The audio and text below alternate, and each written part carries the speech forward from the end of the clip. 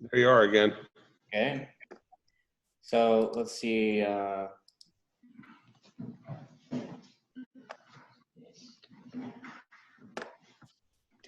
Facebook Live crap. I was looking on forums too. Like I'm seeing similar stuff with other people. Oh, really? Mm-hmm.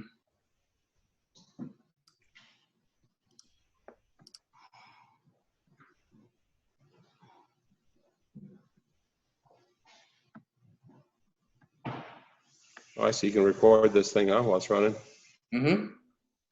I'm just playing around with my settings over here. Yeah, it's just, it goes to nothingness.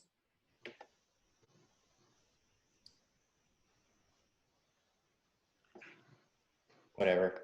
Okay. Well, you know what, man? Let's do it anyway, and I'll just upload it to video later.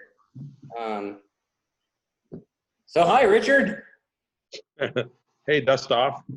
Yeah. You know what? I actually have it in my notes that you had a nickname for me. Yeah, well, you know how you get that name, dust off, right? Yeah, I know. He's smashing stuff on the ground and leaving dirt on the floor at the shop. It's multifaceted, right? I mean, dust off helicopter, Army medevac helicopter, dusted, put them all together. Dusty, Button Willow, or Chuckwalla. Right, right. So you've been doing this whole racing thing forever, right? Yeah. And what was your first street bike? After my dad took away my car for going too fast on a closed freeway, yeah, it was an RD400. A Yamaha RD400, two-stroke Yamaha thing. RD400 two-stroke, yeah. Nice. It was a fun bike. Oh yeah, I had. I'm gonna say that you're old, but you're kind of old, so naturally your first bike's a two-stroke. Yeah, then I owned I think just about every RD400 they made, or 250, 350. I never got the liquid coolers, but the 400 two-stroke was pretty fun. I used to watch all those videos of Kenny Roberts, and I said, "Man, I want one of those damn things." It was fun. So, when did you decide to go racing? Like, because I know you club raced and stuff, right? Yeah, so I club raced at Willow Springs and did a little bit of racing before that, but I never had the money to do it properly. And then to go professionally, it was hurt myself at Willow Springs, broke my hip. And then after that, this guy came over to my shop. I built kind of a hobby shop. Came to my shop and he said, "Hey man, can I get you to help me out with my bike? My mechanic really sucks and he keeps crashing me out, leaving stuff loose." So I said, "Yeah, bring it over." His name was Paul Harrell. And so the very first event, we got his bike, and me and a friend of mine who was my mechanic at the time, we both looked at it, and every screw was different on the windshield. It even had like a battery post screw holding the windshield on. The thing was just a total clapped out piece of junk. Pile. So, this is going to take a little more than just doing the fork setting. This is going to take a little bit of work. So we took the whole bike apart, put it back together properly. Went out to Willow Springs. Back then, Chuck Graves was the guy to beat. He was like the king of the hill, right? King of the desert. And so we went out and we're like, well, if we get on the podium, this would be great. So first lap goes by, and all of a sudden Paul passes Chuck and splits. And the bike was working great, and that's when we decided, this kid's got a little bit of talent. Maybe I'll help him out a little more. So I started helping him. We were the winningest local guys for a long time, won the most money. And we won so much up there that Chuck quit coming. And he went out and just did his Weir thing. Yeah. And won a Weir championship. It was pretty funny, but I almost started feeling bad for Chuck, because he would come out and it was easy money for him and he wasn't even collecting it at that point, So then at some point, we were eyeballing, we did some Weir stuff, and we were eyeballing AMA Superbike. And then 1994, actually, I think it was, 94. We got a 750 SP and we built it. And then we went out to, at that time, I think it was the one in Arizona, near Goodyear, Arizona. Yeah, Phoenix. PPIR, Phoenix International Raceway. I think it's PIR. Yeah, with the weird out there and raced. And I remember Paul rolling out because he was so used to those leader bikes. He rolled out on that 750. He goes, "Man, this thing is a girl's bike. It doesn't even pull. This thing is such a turd." So then by the time we got so we had only enough money to do that. And then we went to Laguna Seca And sure enough, we show up. Paul had never ridden Laguna Seca, and then he was always faster in the race. So after he got kind of going, by race time, he got up to 5th place, you know, and he was going like crazy. And it was pretty amazing, actually. Yeah, and at an AMA National where you had finishing top 10 would have been like really, really good. And then, you know, our gearing wasn't right for that lap time, and we ended up over revving it and blew the thing up. But up until then, it was quite a bit of fun. And yeah, so then, yeah, I mean, it goes on and on and on. Well, you've kind of got the unique position where your teams have raced in basically every iteration of national racing in the United States, where, you know, it used to be AMA Superbike and AMA Supersport and Formula Extreme, and then you did the Daytona group guys thing for a couple of years, and then, you know, with the MotoAmerica now. And, you know, one of the things I remember when I first started, I think I was still in college at the time, but you did this project thing for Cycle World, like a 750. Oh, we did a bunch of projects. We did one. I think it was a YZF-750 or something. Yeah, we did a few of those. We did FCR-1000 and the 750 chassis. Yeah. With nitrous. And we went out to the Honda Proving Grounds and tried to go 200 miles an hour out there with the thing, big 5-mile oval. We did a lot of projects like that. Yeah, it was fun. Yeah, well, you know, that Formula Extreme class was kind of like the Tuner's Superbike build the crazy bikes class, right? Yeah, the Formula Extreme class was run what you brung. You could do whatever you want. Yeah, nitrous. Yeah, that kind of leads into the next thing where, you know, I had my first race weekend out at Willow in the late '90s, and it was pouring rain, and you were there with the Thriller in the rain, having a heated discussion about going out in the rain. Thriller? You mean Mark Miller? The Thriller, yeah. Why do you got to bring back such bad memories? No, but like, you know, it's there as my first weekend. You know, I'm pitted next to Jody York, and she's advising me not to go race. And I'm like, no, I'm going to go racing. And then I see this pro guy arguing with this team owner guy, not, you know, wanting not to ride. And I ended up riding anyway. But, you know, and I believe you kind of made him ride too. Yeah. Mark Miller. Yeah, we raced against Hayden and Curtis Roberts that year. In Formula Extreme, Nicky Hayden. And I don't know, we set like 7 track records, had like half a dozen poles or something like that, a bunch of poles, and couldn't win a single race. That was that the R7 with the R1 motor in it, or was that the R71 thing? No, it was the first R1. First R1. Okay. Yeah, the R7 thing we didn't do till 2000. Okay. That was Miller also, but then there was this kid also from Wisconsin, from Sheboygan. His name was Clint Bratz. I don't remember him. I just remember the Thriller. Yeah. His dad is Frank Bratz, owns Plenco Industries. I think that dude was about to buy MotoAmerica once. You know, he had plenty of money, but we built a couple of R7s that had our fuel injection on it, some Motec fuel injection. We took 1,000 cc engines and we bolted on the 750 throttle bodies, the R7 throttle bodies, and we CNC'd them to fit and welded the heads and did just a bunch of work. I was going to say, I know you did some welding and cutting to make that work, right? Oh, yeah. Oh, there was a lot of work that went into that, but it was a good product. I still have those bikes. I mean, if I've been kind of begging you to put those things back together for years, right?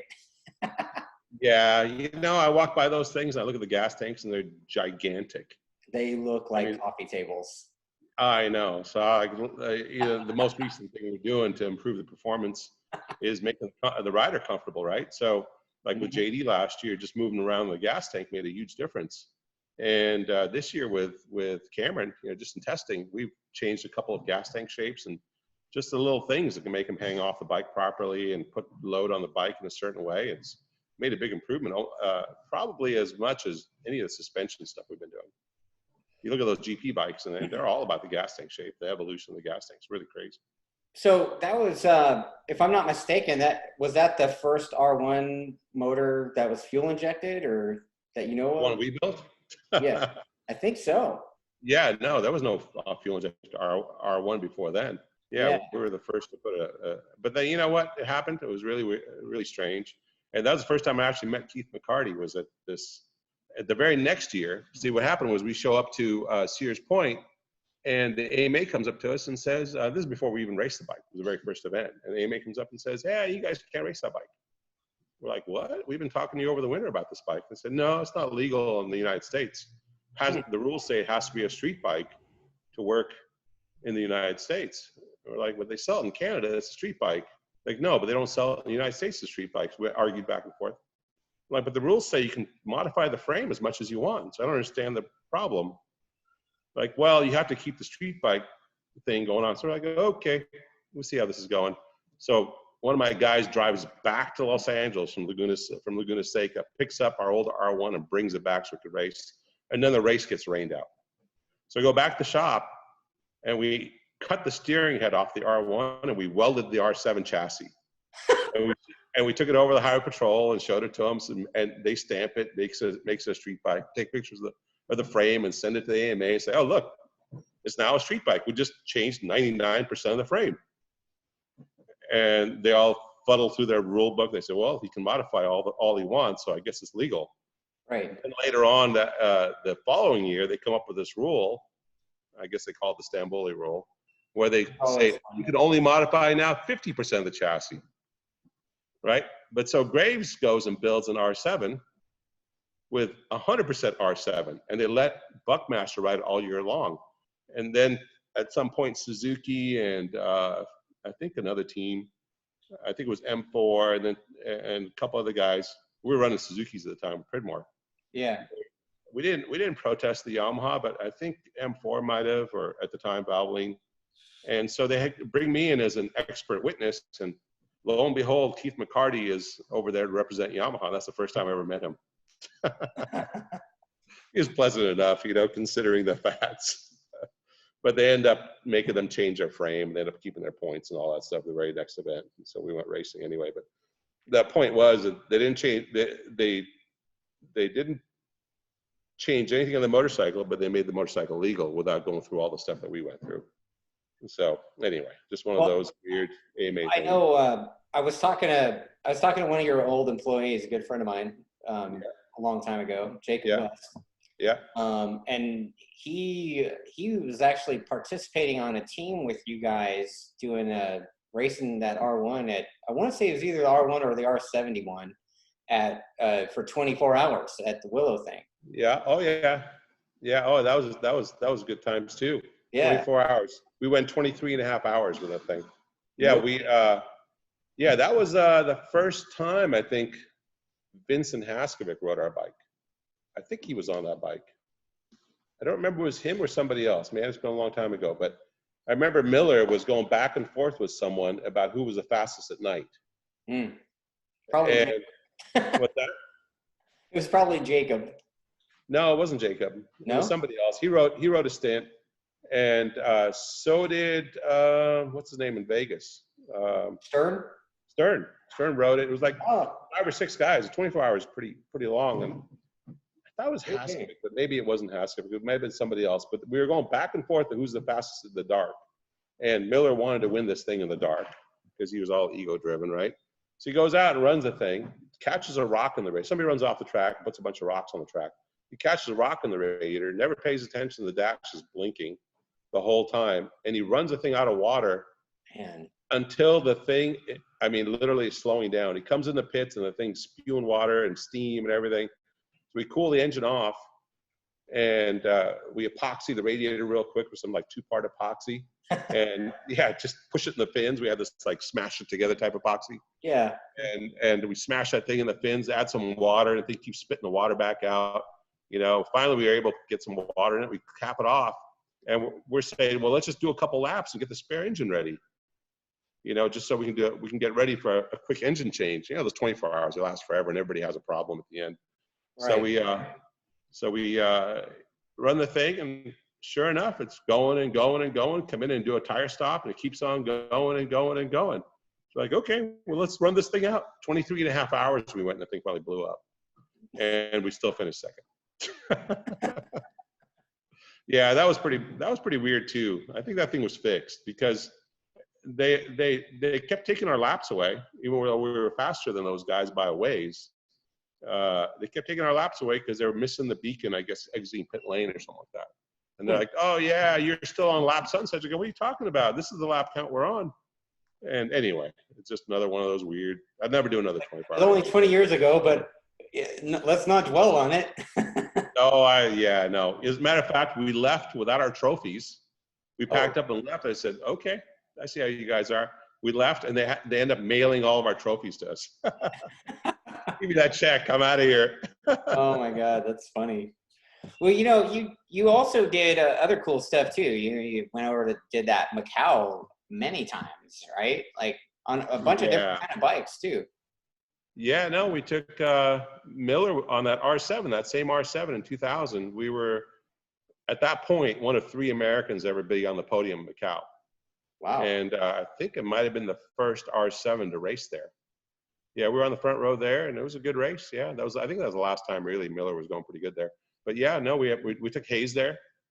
He was really fast there. For a guy who's never seen it before, man, that is a crazy racetrack. It's really dangerous. Dude, it looks gnarly when those dudes are like. Very first time I went there. Guardrail. Yeah, very first time I went there, a Chinese guy went over the wall and was killed. Yeah. So I mean, it every year is some kind of crazy thing going on with people flying through the air and landing on the stands or whatever. But it's an amazing race. I mean, the amount of money that goes there is just crazy. But yeah, I don't think we'll be going back there anytime soon. Yeah, I mean, it's just like Isle of Man too, right? I mean, geez. Yeah, that takes a different kind of guy. Yeah, no, we raced against David Jeffries, and he was eventually killed by Isle of Man. He was a nice guy. As a matter of fact, Vincent Haskovic, he rode one of our Suzukis. He rode. I have to say it was Ben Spies' Suzuki. Oh. We had Pridmore and Spies. We had two Suzuki Foam Extreme bikes, and Haskovic rode, I think, Spies'. I'm not sure. It might have been the next year that Spies rode. But anyway, so he was on Spies, and Miller was on Pridmore's Suzuki. And Haskovic got a really good start, and he was right there with Jeffries in the lead group, and they all stopped to go into the first tight right-hander, and Haskovic bounced off the back of Jeffries and crashed. And Jeffries is such a big guy, he just kind of moved over sideways a little bit, like it didn't even faze him. No kidding. Yeah. And then Miller ran straight, and then that was when we had a little falling out with Mr. Miller. He ran straight, and he got back on the track and came in and pitted. He says, "Too crazy out there. He doesn't want to race anymore." Well, I said, "Really?" You were talking about that Suzuki, and I can remember one of the years of the Toyota 200, and I got kind of Tom Sawyered into doing hot pit lane tech, which is pretty cool because then I could go out to the hot wall, like out by the front straightaway. And your bikes that year, I think it was 03, they made this sound that I've never seen a bike make before. I mean, that thing is just, they just would whoosh past like a jet. Yeah, we had, back then the rules are pretty open, so you can make your own air boxes and all kinds of stuff. So we experimented quite a bit with the intake system on that thing, and you could hear it. Yeah. You could hear it. Oh yeah. I mean, I know they were fast because Vinny came out to ride it. I think Josh was riding it too, right? Josh. Yeah. Mm-hmm. Yeah. So Vinny on Friday, I can remember. I don't even think I think he came off the plane. He literally got out of the car, went out, and within a couple laps got down into the 19s out there, which is insane. Yeah, he just broke the night. He was actually sick. He was supposed to ride another motorcycle, and he caught the cold, and I think it was who's that guy out in the valley that was Kerry Andrews. Kerry, yeah. He was supposed to ride Kerry Andrews' bike, and then Kerry said, "No, you're too sick. I don't want you to ride my motorcycle," something like that. So I told Vincent, I said, "Hey man, if you want to ride our bike, we have one more motorcycle. We'll just put it together for you." He's like, "Yeah, that'd be really cool." So he went out there, exactly like you said. He hopped on, and right in qualifying went right to the 19s. He was so happy. He's like, "Oh man, I did 19s, man. I did 19s." He was jumping around all happy. To break a 19 out of Willow Springs was pretty amazing. And Josh had gone a little bit faster than him. Right. And we finished 1-2 that race. Yeah. Well, I think I'm not mistaken, didn't you guys basically do 1-2 on just about all of them? All but the one. Can't remember what the kid's name was. He raced some AMA stuff too, but yeah, he had something that came in for a pit stop and it wouldn't refire. It died, it stalled and wouldn't refire. That was the only one. But yeah, we finished 1-2, I think, in all of them except the last one where we didn't race. At that point, we had some commitments within the factories, and we were too busy doing stuff. That was a pretty cool race. I mean, you go out there and I mean, if you could really send it like you guys did, it was like a nice little $50,000 paycheck. Right? Oh yeah, the very first one we did was with Pridmore. Yeah. And he wasn't really, the guy was a national level rider. To get him to come back and do basically a club race was kind of I don't know, I would say beneath him, but he wasn't all that excited about it, right? And so we finally talked him into it, and he comes out, and he just returned from Suzuka, and I guess his team finished third, and it was one of the hottest ever summers at Suzuka, and it was just baking. And then same thing at Willow Springs, it was just baking ass hot. And I remember Yamaha came out with one of their Daytona 200 bikes, and Chuck Graves was actually riding it. So I told Pridmore, I said, hey man, why don't you just go out and just kind of feel it out? Chuck's really fast here, and he's got that factory bike. And they brought out the whole team. I mean, Tom Halverson was there, and all the good guys from Yamaha and Chuck. I'm like, yeah, just kind of take it easy and just feel it out. And we'll get him on the first pit stop. We'll stretch it out from there. And so same thing as Harold. Like the race starts, and one lap into the thing, he passes the guys down going down the front straight and takes off. And then there was a red flag, and he comes in, and everyone is wiped out. All the riders are laying on the wall. It's so freaking hot, and Pridmore is not even breaking a sweat. He just got back to Suzuka, totally acclimated. I'm like, hey man, you all right? You want a wet towel? No, I'm good. Just kind of kicked his legs a little bit, waiting. He goes, when are you going to get this damn thing going again? So about a half hour later, we got started again. Yeah, we won that thing by a mile. It was fun.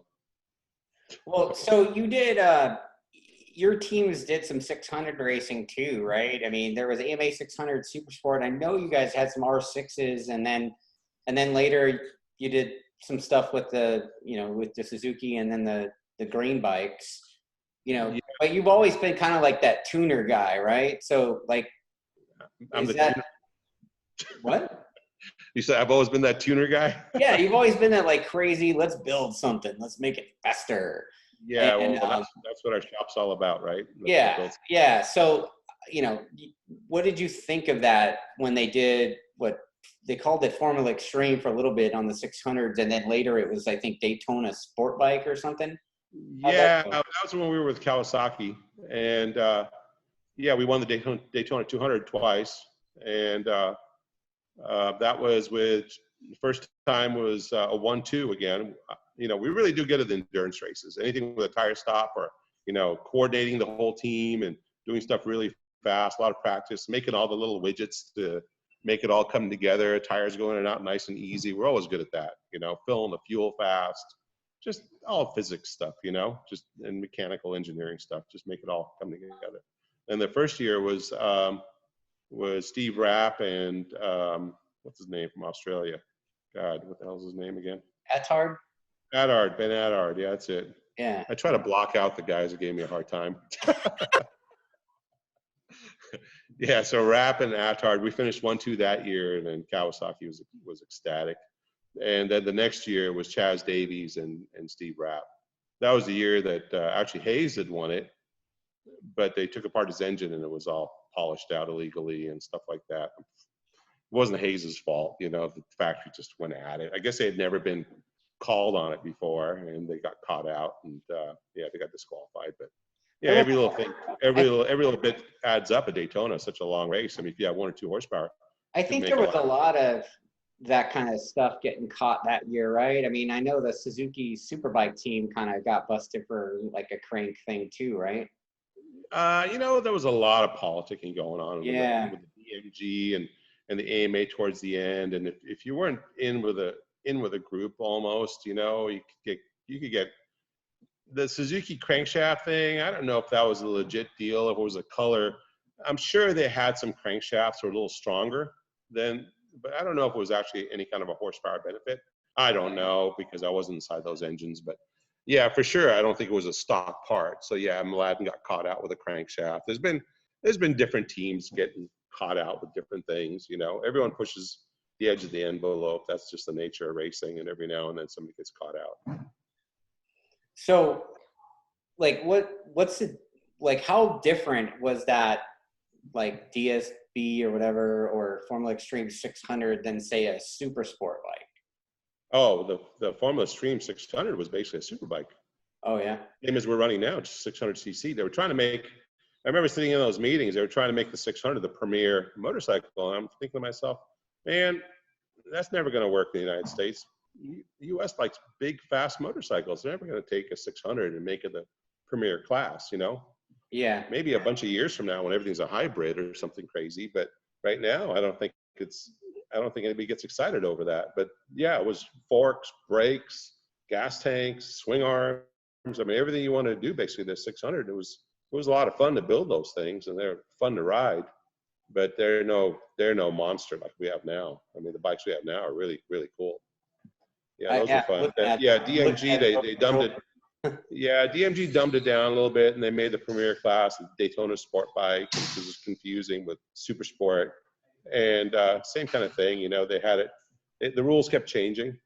You know, first you could have an aftermarket ECU, then it had to be a stock ECU and all this stuff. But at the end, it didn't make any difference. Seems like they're always playing the rules game, trying to make the classes more fair and cheaper for everyone to run, but never works because the items aren't so expensive as people think versus the actual traveling and the flights and the hotel rooms and the tires and all the logistics.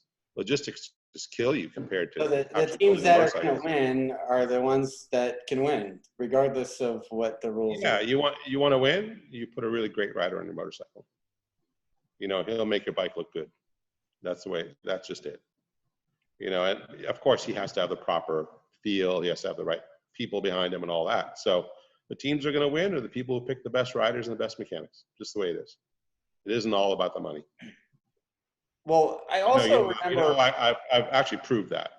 Yeah. Because in 2018, you know, we had Josh Herron.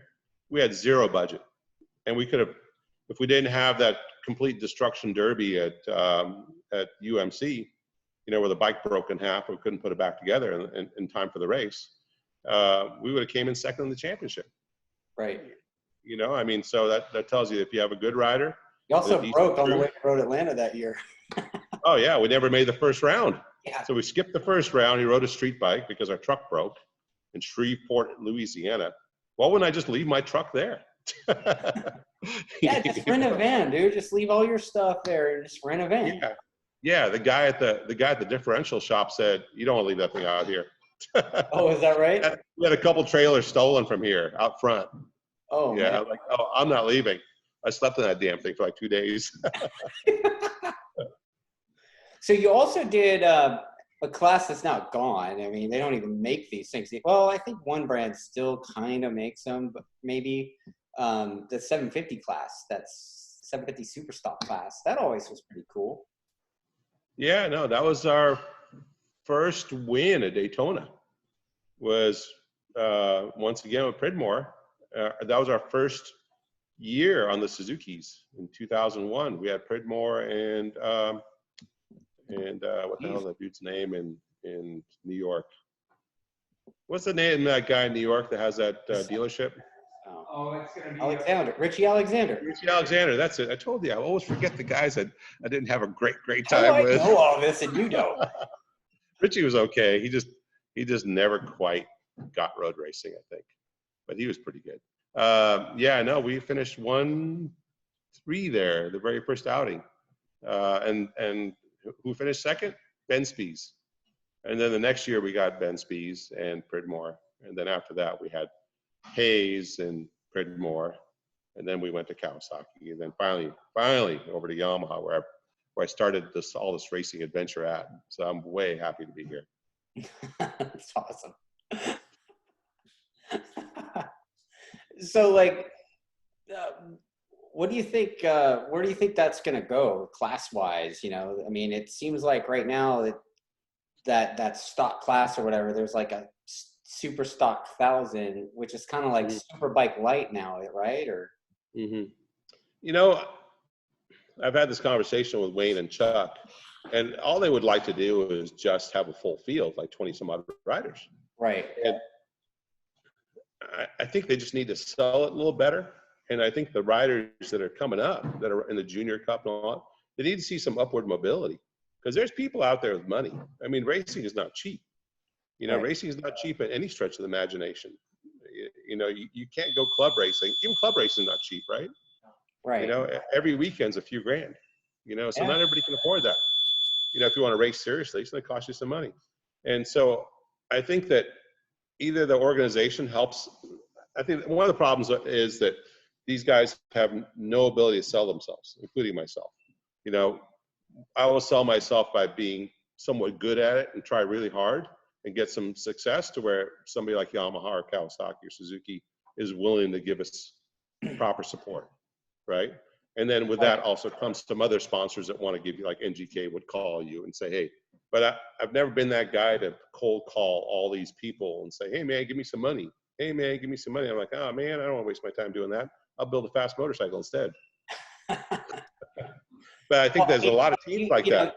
You kind of have this ability to figure things out and make things yourself rather than having to buy it from Europe or whatever. And you're successful with that. And that's probably why you got that fancy shirt on that you're wearing now. Yeah, that's one of the reasons, you know, right place, right time type thing too. You know, like last time this was a possibility for us was when the first R1 came out. We got one from Yamaha, from marketing or wherever, I don't remember. We got one motorcycle to do a magazine project out of, and we did. And and that's the one that Miller started racing on. Then I call them at the end of the year and say, hey man, how about helping us out next year?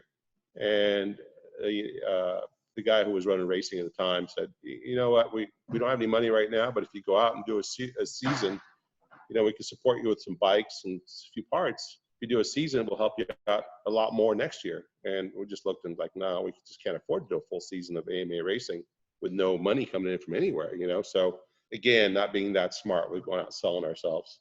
And just like a lot of teams. So what happens, you know, Graves ends up working his way in there, and he ends up staying with them for like 20 years. You know, so it's the way it works. Sometimes it's be the right place at the right time.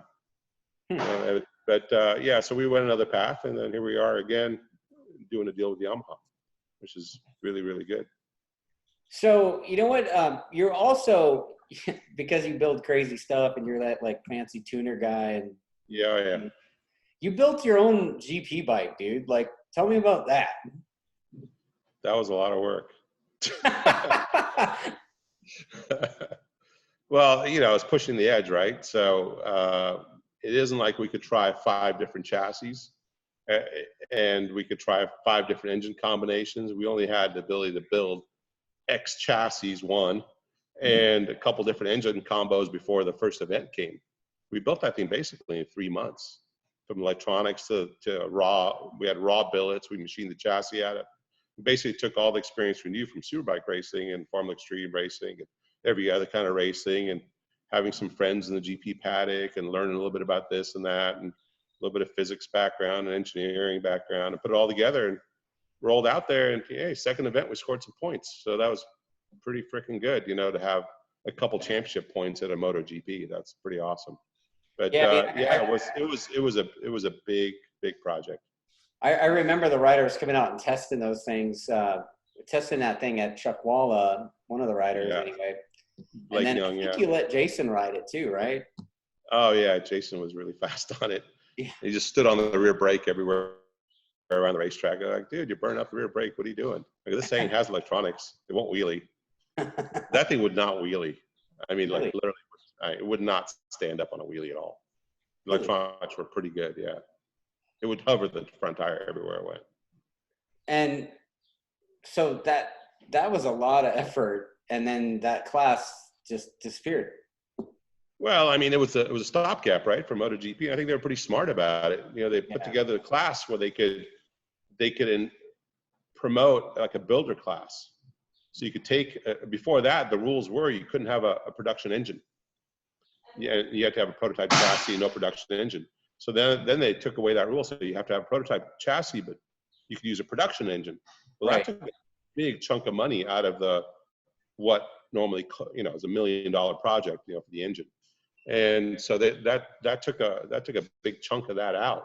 People could run World Superbike engines that they've stepped on a little bit, you know, and that's what we had. We had a World Superbike spec Kawasaki engine that we had stepped on quite a bit, got another 15, 20 horse out of it, and it was good enough, you know, for running the CRT class. But, you know, then later on, you know, MotoGP moved along, and if I was in that thing a year earlier, I could have probably got a slot, you know, in MotoGP, just from knowing those guys. And you know, it's at the right time kind of deal, right? Well, the whole racing industry is so small. Like doing the whole thing with at Macau GP, the guys that ran the Macau GP also run IRDA.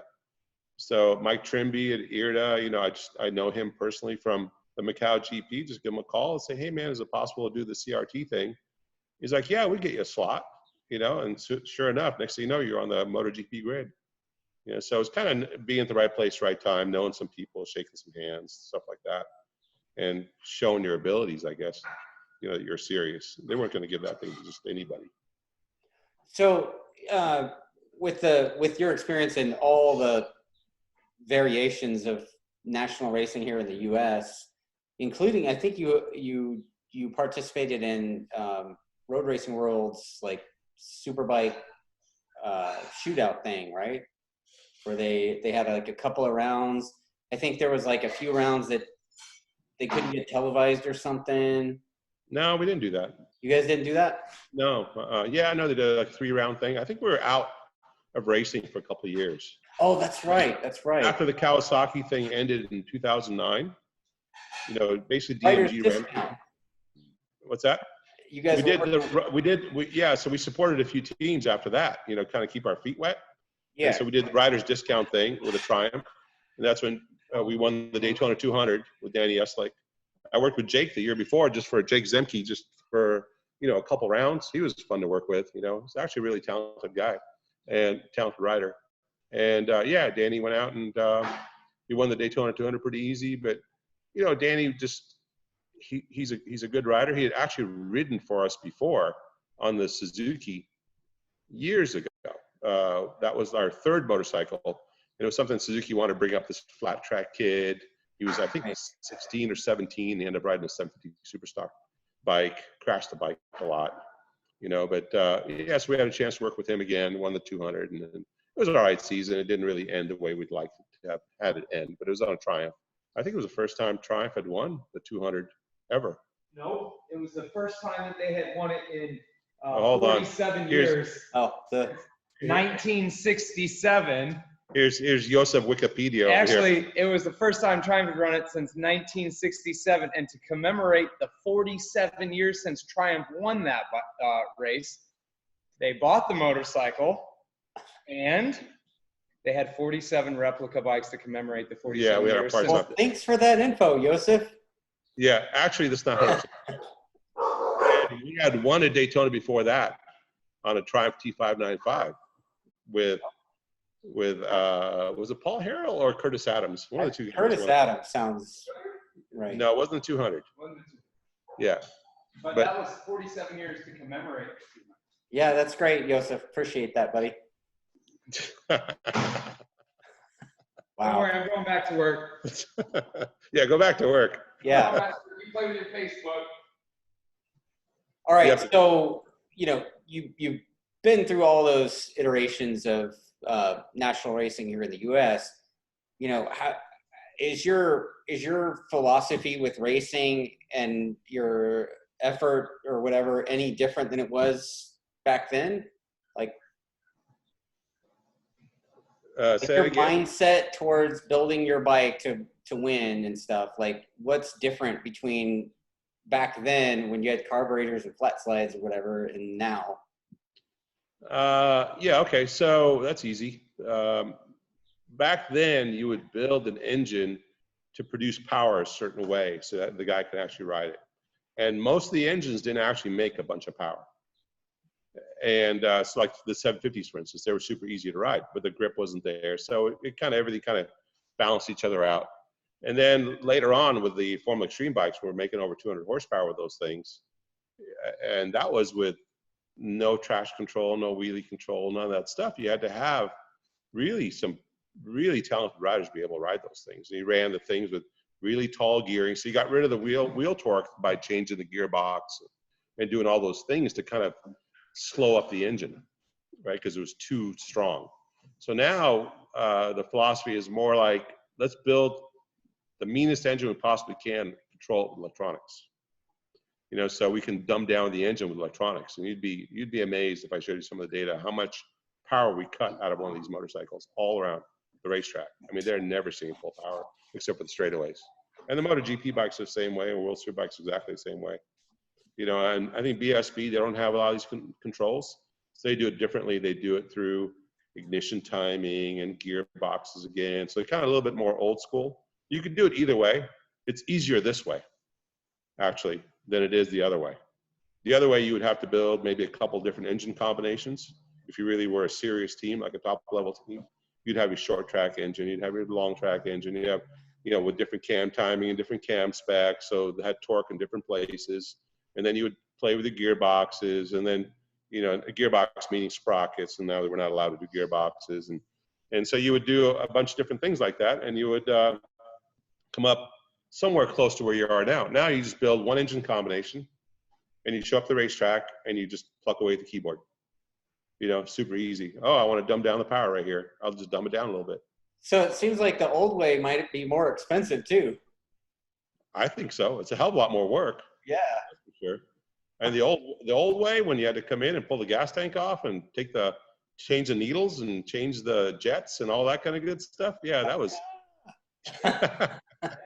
when the Suzuki 750 came out with fuel injection, and we actually end up on Suzuki. So I'm like, great, we could just plug into the thing, you know, and tune it. That old way just went into the box and got pushed aside. Same with that, you know, when we built that YZF R7 thing, you know, the R1 R7. Yeah. And that was a dream come true. I could just sit there and just pluck away at the keyboard and change jetting. Back then it was just jetting and data, and you can just change jetting without getting your hands dirty. Just pluck away at the keyboard. I think, honestly, the way we have now suits the general public more, because everyone's so technologically driven right now, you know, and I think it'll be that way for a long, long time, you know, unless we have some other virus come up and kills us all. You know, it's kind of funny you say that about that R71 thing, because I know there was that other team, the Graves team had that bike, and they were running flat slides on that thing all the way to the end. Yeah, that was the next year. Yeah. You know. It wasn't a small task to put that fuel injection on that thing. It wasn't like the R7 throttle body just all of a sudden fit on it. You had to cut off half the head and weld a piece on there to make it work. Yeah, it just for different configuration. Like that doesn't even register with me. You know, I'm sort of like a just ride the thing kind of dude, and to like get out the plasma cutter or whatever to cut a cylinder head off. Plasma cutter. How about the Bridgeport? Whatever, man. The mill.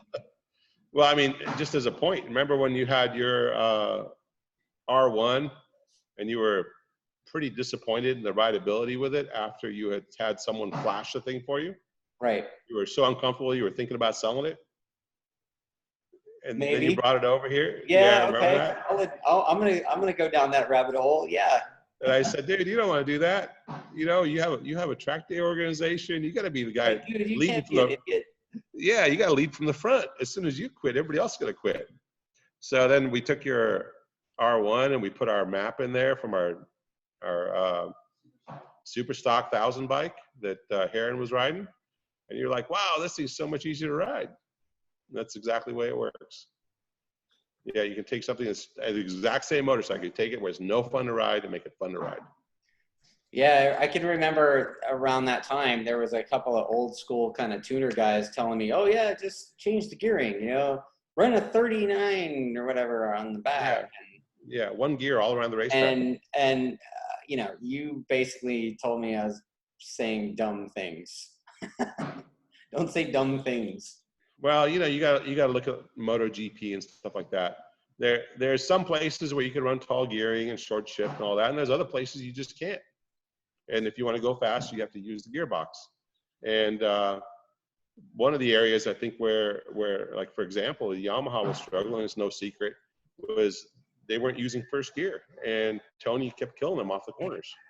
And I remember JD saying to me when we came in from one of the sessions at MotoAmerica, he said, "Man, our bike gets off the corner a lot better than the Yamaha factory bike does," because he was back there with Garrett or Cameron or something like that, and he could close up on them getting off the corners.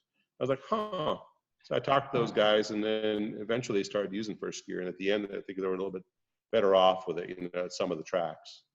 And so that's something that's kind of, I think that comes from the old school way, because Hayes was never a first gear guy either.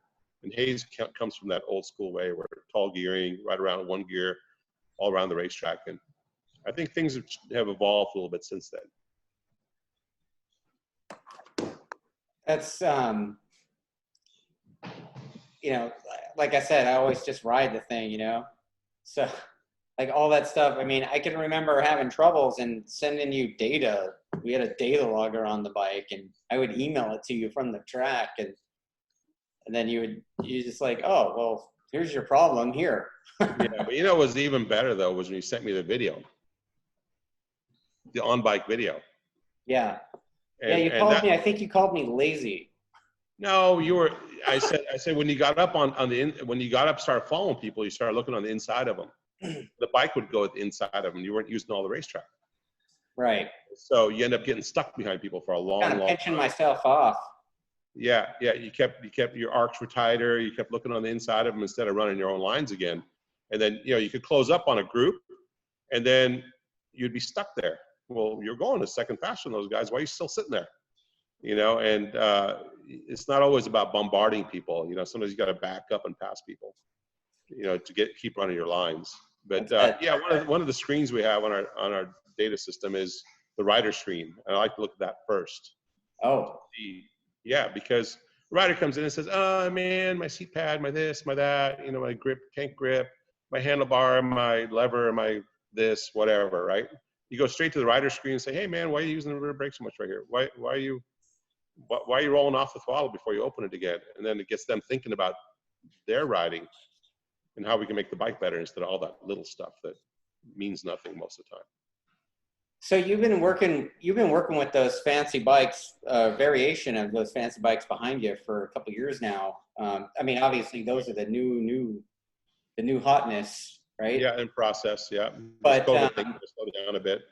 You've been working with those riders for a few years now, and now you've got a new crop. You've got Jake and Cam, and speaking to both of them at one of those tests, they both seem pretty stoked to be riding that motorcycle. So, what do you got up your sleeve for those guys? Ooh, let me see here. Uh-oh. I got one of these, the latest version. Oh yeah. CNC machine. Look at that thing. Oh yeah. Okay. Yeah, we'll be testing that in the next couple of weeks. Going out to Buttonwillow. Buttonwillow finally opened to riding, as you know, because you're having a track day there, right? Yeah, we're there in a week from Friday. Yeah, so you're ahead of us by a little bit, but yeah, we have a couple of days at Buttonwillow, and I can't remember what days they are. I look at my calendar, but hopefully MotoAmerica opens up at the end of this month. I guess they're having an inspection, I heard, or something like that. I don't know what they're going to inspect, how they're going to socially distance people from the brats line, because that place is kind of known for its brats. Right. But, I mean, we're, doing the track day thing. I mean, we're having to take some different steps and do that whole social distance thing, and everybody's got to wear a mask and gloves and all that. Social distance. That's not really an accurate term, though. Yeah, they're saying it's 6 feet, right? No, but it's physical distance, because social distance means you can't even talk to anybody. Right. Well, that's why I use like the scare quotes, right? Yeah. Oh, I'm socially distancing. Yes. So you're gonna make masks mandatory? Yeah, I mean, we have to. I mean, you got to Is the basically track show making up us for do that? registration like you do at your grocery store, right? Yeah, I suppose. So we're going to do a Zoom meeting for the writers meeting, in addition to an in-person one. We'll do them at the same time, basically. Have some dude hold the iPad and be like, oh, here, you know. So. Oh, really? Uh, You can't have like a loudspeaker at the track and just blast it out the loudspeaker? If you've been to all the racetracks in Southern California, you know the PA systems typically kind of they're a bit sus. Yeah, you think? How you gonna know if everyone's there at your Zoom meeting? Well, because it pops up. Oh, really? Pops up that they're participating. I'm not that technically with it, I guess. Yeah. Yeah. So, I mean, we're going to kind of have to do that. And then obviously when we're out on the track, we're going to be in our Mop 3 gear, right? Kind of. Mop 3. I don't remember what level that was. I don't know. The whole mop thing it's a suit and a helmet, basically, right? Like we're all in our suit and helmet. The whole mop thing is kind of backwards, if I remember right. Like the mask was last. Right. Like, why am I wearing this charcoal? I don't remember it either. I just said that because I know you're an Army guy, and I know you remember. Yeah, oh, whatever. Some of that shit just doesn't leave your head, no matter how hard you try. Yeah, I mean, we only wore the masks when I was in. Yeah. But, we wore the whole suit. I remember. We had to do the gas chamber thing or whatever. And that was the fun part. No, running with that shit on was the bad part. Yeah, I didn't. Yeah, they don't do that in basic training, dude. They just give you the gas mask and let you bounce off the walls. Right. In the chamber. Too funny. So, that's kind of how it's going to have to be. And, we hope for the best, I mean, we're going to have to try to enforce people to do that stuff, do the right thing. So, because you never know who's watching, and, we know this is our first, I think our event there is like the first event open there. So we already know the sheriff's going to roll through to make sure we're apart enough or whatever. So we've already given them a checklist and all that stuff, but we still have to be prepared, because the worst thing would be to like have them open up and then have sheriff department come in and close us down. What county is that up there? Say that again. What county is that? That's in Kern County, actually. Oh, so it's Kern Sheriff's? Yeah. They'll probably come in and check on everyone. Yeah, I mean, I've been communicating with Les out there, and he's been communicative with them and with the Board of Health or whatever it is. I mean, it's just like these are just the rule book that we're having to follow currently. Yeah. I think it's gonna be like this for a while. Yeah. Yeah. So next time we catch a cold, that we don't shut down the whole world. Right. I don't know. Like in Orange County, we have less than 50 deaths for 3.3 million people. It's probably cost us billions of dollars. I just want to ride my motorcycle. Yeah. I want to watch the motorcycles go around. I mean, I'm pretty much sick of watching my friends argue with each other on the internet over it, even though none of them are scientists or whatever. Yeah. I'm like, dude, you guys ride motorcycles. Shut up. What'll fix it is this. Oh. Nice blue Monster. Getting kind of thirsty over here. There, Richard. Yeah, so your team this year is going to be your team is known as Monster Attack Yamaha. Energy Attack Monster Performance. Energy Attack Yamaha. What? Monster Energy Attack Performance Yamaha Racing. Wow. Yes, that's the official name. That is so you making Jake and Cam say that whole thing on the podium? Well, they'll forget. That's why usually Yamaha's got this little board they hold up with all the stuff on it. They're like, "Hey, say these things." That is a mouthful. I mean, I don't know what they're going to say, honestly. Your shirt looks nice. It's a travel shirt. It doesn't have all the sponsors on it. Yeah, that's But it has the ones that really matter. See, Monster, Yamaha, and Attack. So it's pretty easy for them to see it because it will be on their shirt. Yeah, so I mean, this Yamaha thing it's pretty cool. Like your program's gone full circle. You started at Yamaha and you took a couple years off and then you came back. Yeah, you know, it's actually pretty much an honor to be able to pick up the mantle for those guys. You know, I think they had a really, really good program for many, many years. You know, well tuned with a lot of good mechanics and really good riders, and the whole program was just really good. So for them to trust us that much to be able to pick up where they left off, I think is really cool. You know, so I'm really enjoying it. I think it's a really good bunch of guys to work with too. Yeah, because everything's been kind of on lockdown, you know, you've actually had time to do stupid crap like this, talk to goons like me. Yeah, normally I'd be like, I have no time, get out of here. Yeah. That's true. Exactly. And now what's even worse is you got to put up with that guy behind you. Yeah. I like your fake wall. You look like you're in some dirty ass dining room. Wait a second. Who's that guy back there? It's funny. Hey, get back to work over there, will you? Yeah. I mean, I had sexual chocolate at your shop a couple weeks ago. So Just make sure people know what that means. what? What you just said. Sexual chocolate? That's that motorcycle, right? Is that motorcycle right there. Okay, because I don't know. Yeah. You're pointing It's behind the black you. R1, man. Joseph's picture is back there, so I'm not sure what you're talking about. The R1. Yes. Yes. That's Yeah, your nickname we for it. had our black R1, the 2020 out there at the shop, and you know it's pretty cool. It had pretty impressive stock bike numbers. You know, I mean, what I found interesting is that the thing made like 10 more horsepower in the middle, which is why I always thought it felt faster than the previous one. But you know, you run it on the dyno and you see it's 10 fatter across the middle, and you're like, oh, well, there it is. Well, when you get your kit ECU and harness, we'll be able to tune that thing up.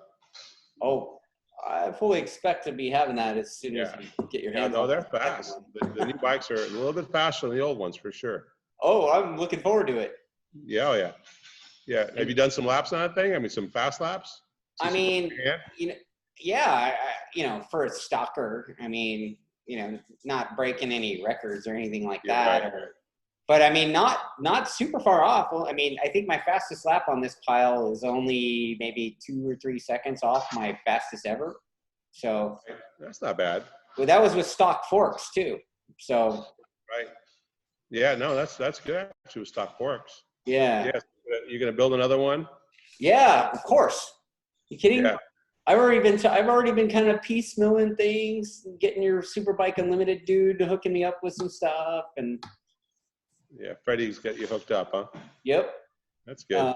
So, and you know, GP suspension through a set of cartridges in there. So I'm looking forward to riding that thing, but it's just, we're trying to build up the bank account again after watching it swirl in the drain for 2 months. You mean the last 6 weeks? Well, or so? Yeah, well, 2 months of track days, basically. Right. Yeah, that put a hurt on you guys, huh? 2 months with nobody at the racetrack? Well, yeah, I mean, we're a small business that relies on being at the racetrack, and when that business gets halted, the expenses associated with it really don't go away. You know, the trailer still has to get paid for, and storage, and we still got to pay for insurance, even though, you know, we didn't get to host the event. We still had to pay, or they would cancel a policy. So yeah, I mean, you should have went to those guys and negotiated. Oh, I did, and they basically told me to pound sand. Oh yeah, that's not good. Yeah, so they're supposedly going to credit me for some of those events that we weren't able to host, but you know, in the meantime, I still got to keep paying. So, you know, the fact that both Buttonwillow now and Truckwalla too, both of those guys have been able to open up somehow. It's made it so like the flow can start going back into the bank account again. So yeah, kind of put us in limbo because a lot of stuff we're waiting on that we're on the verge of coming end up getting stopped. Like anything from Italy, yeah, it was difficult to get anything from those guys. And you know, perfectly honest with you, a lot of vendors when they say, "Oh, well, you're not racing for a few months," they don't put very much priority on getting you your stuff. right. Even our painter, you know, he is like, you guys have 6 weeks. I have a customer breathing down my neck. I'll get his stuff done first. So it'll be just like we took this block of time and it went poof. And then 2 days or 2 weeks before we got to go, it's going to be mad dash again. Yeah. The 2 days before the truck leaves, you guys are still going to be waiting on bodywork. The way it always is. It always is, right? It doesn't matter if you have a year, 10 years, if you have 6 minutes, it's Right. always that way. I don't know why, but it always turns out that way. Right on. Yeah. Well, you know what, Richard? I think for this segment of our 3-part series, I think we pretty much covered just about everything with regards to racing. You don't want to talk to Yosef about Triumph history? I'm good. No, dude. I didn't hear a word he said. Just screaming in my ear. I can kind of hear him in the background, but I think we're good with the Yosef thing. Hey Walker, you want a monster? Oh, yes, please. I'd love one too. Who was that? Who was that woman that like cracked a beer halfway through an interview and asked her husband if? Oh, that's a political thing. That famous American, leave that at home. famous American Indian. What the hell's her name? Pocahontas. What was that? Oh, Hey. Elizabeth Warren. That's right. Nice. All right. Famous American Indian. All right. Maybe I can edit that out in the post. I don't care, man. You can edit out Yosef in the post. That's fine. I'm gonna drink Not my really, monster now. because, And he's, there he is back there. He's looking over your shoulder. Hey, stop. It's like You know, he's kind of doing like a Gil Ramos selfie in that photo. See? There you go. Sneaking in there. Yeah. So, all right. Well, I think the next time we should have a chat and we'll talk about the shop and the I tuning. thought you were gonna have some guys asking some questions, some technical stuff. Well, like I something said, that. you know, the live thing didn't go, so I had to record it. So I'll upload it later. But you know, maybe maybe we'll have we'll, some questions for us later. right. Yeah. So maybe they'll have some more questions for us later. And I really I'm sure they're gonna want to know a shop. little bit more, something a little more about what's happening now instead of all this history. You know, because history always puts people to sleep. Well, I mean, we've been talking for an hour. So. Yeah, I know. They're sleeping already. Like I said, you know, we You can had cut this up a little bit. Say that again. So you can cut this up a little bit.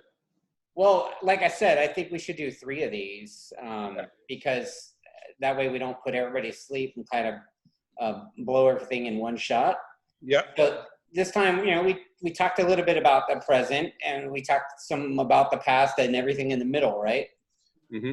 So, you know, I think the next one we'll talk about the shop and the tuning center and all the cool stuff that you make that you race with that people just buy. Like the same stuff you use, people can buy it. Sure. So, Sure. Maybe if anybody has any technical questions regarding that stuff, we can Yeah. talk about some of that. yeah. So hopefully Zoom and Things Facebook. that- Yeah, we sell a few things that guys sometimes don't understand 100%. Even guys on our team. You know, so I'm always reminding them about the differences. Yeah. So we'll talk about that in the next one. And then I think we'll do one more, and that'll want to be kind of a fun one because we can just kind of talk about your riders and, you Oh, know, that'd be fun. yeah. The ones I like are the ones I don't. However you want to do it. No, that's cool. Yeah. They all had their good points, and some had more bad points than good points. Well, I mean, you've had interactions with a lot of colorful personalities. I think if you're involved in racing, there's nothing but colorful personalities. Right. All right, Richard. Well, you know All right, what? I think we're gonna call this one good, and Cool. we'll schedule the next one for another time. All right, awesome. Talk to you later. Cool, man. All right, see ya. See ya.